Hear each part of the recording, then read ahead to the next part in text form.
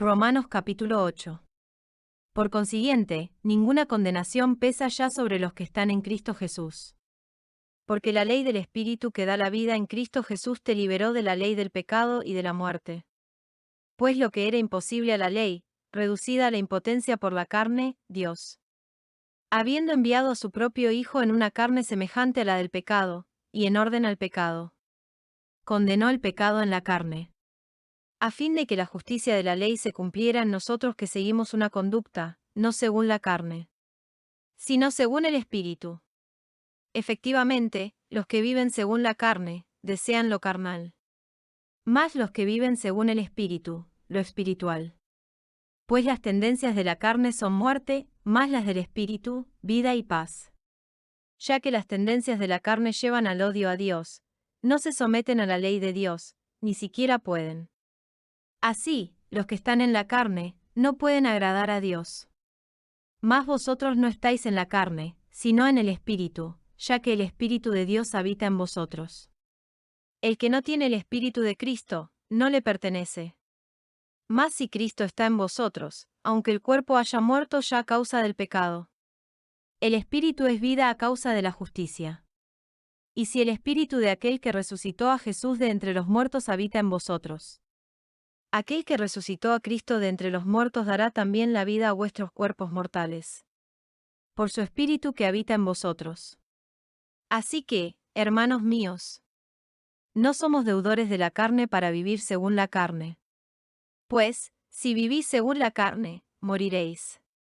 Pero si con el Espíritu hacéis morir las obras del cuerpo, viviréis. En efecto, todos los que son guiados por el Espíritu de Dios son hijos de Dios. Pues no recibisteis un espíritu de esclavos para recaer en el temor. Antes bien, recibisteis un espíritu de hijos adoptivos que nos hace exclamar, Abba, Padre. El Espíritu mismo se une a nuestro espíritu para dar testimonio de que somos hijos de Dios. Y, si hijos, también herederos, herederos de Dios y coherederos de Cristo. Ya que sufrimos con Él, para ser también con Él glorificados. Porque estimo que los sufrimientos del tiempo presente no son comparables con la gloria que se ha de manifestar en nosotros. Pues la ansiosa espera de la creación desea vivamente la revelación de los hijos de Dios. La creación, en efecto, fue sometida a la vanidad, no espontáneamente, sino por aquel que la sometió, en la esperanza de ser liberada de la servidumbre de la corrupción para participar en la gloriosa libertad de los hijos de Dios. Pues sabemos que la creación entera gime hasta el presente y sufre dolores de parto. Y no solo ella, también nosotros, que poseemos las primicias del Espíritu. Nosotros mismos gemimos en nuestro interior anhelando el rescate de nuestro cuerpo. Porque nuestra salvación es en esperanza, y una esperanza que se ve, no es esperanza. Pues, ¿cómo es posible esperar una cosa que se ve? Pero esperar lo que no vemos, es aguardar con paciencia. Y de igual manera, el Espíritu viene en ayuda de nuestra flaqueza. Pues nosotros no sabemos cómo pedir para orar como conviene.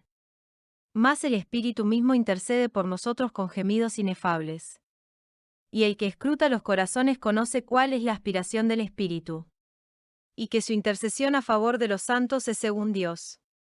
Por lo demás, sabemos que en todas las cosas interviene Dios para bien de los que le aman, de aquellos que han sido llamados según su designio.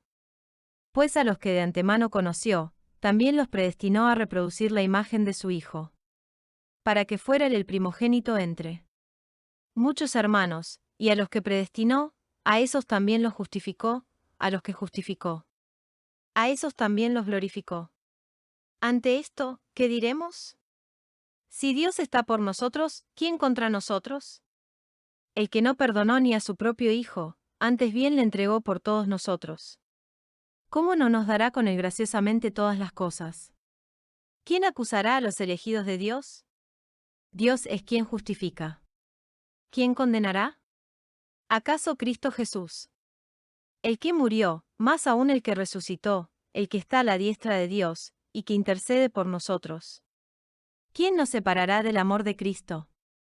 La tribulación, la angustia, la persecución, el hambre, la desnudez, los peligros, la espada, como dice la Escritura, por tu causa somos muertos todo el día.